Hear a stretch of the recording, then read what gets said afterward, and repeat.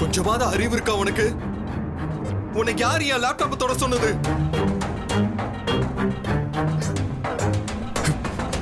வாய் மட்டும் தான் வளர்ந்துருக்கு, புத்தி கொஞ்சம் கூட வளரல உனக்கு.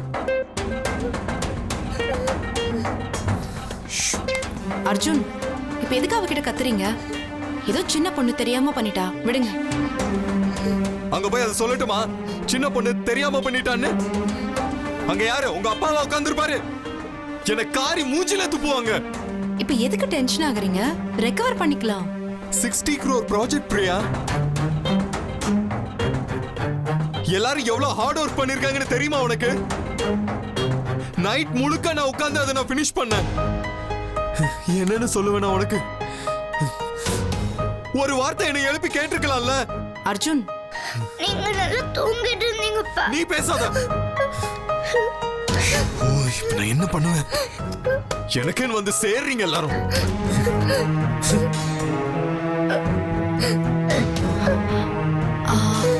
பூஜா, ஐயோ, இதுக்கு போய் யாராவது அழுவாங்களா ஸ்கூலுக்கு போற நேரத்துல?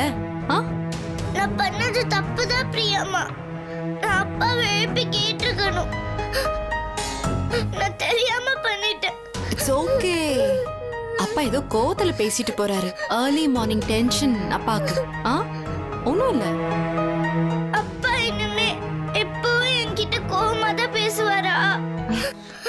என்கிட்ட பேச மாட்டாரா? இப்ப எதுக்கு நீ இப்படி ஸ்டூபிட் மாதிரி क्वेश्चन பண்ற? அப்பா உன்கிட்ட எப்படி பேசாம இருப்பாரு?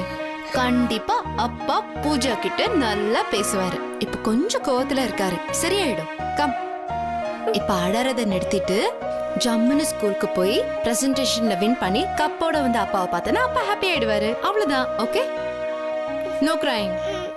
ஸ்கூலுக்கு போலாமா? ஹாப்பியா?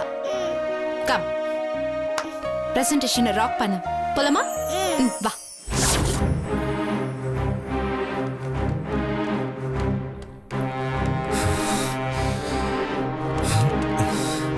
என்ன ரெக்கவர் பண்ணிட்டீங்களா? சார் ட்ரை பண்ணிட்டு இருக்கேன் சார். ட்ரை பண்ணிட்டு இருக்கீங்களா?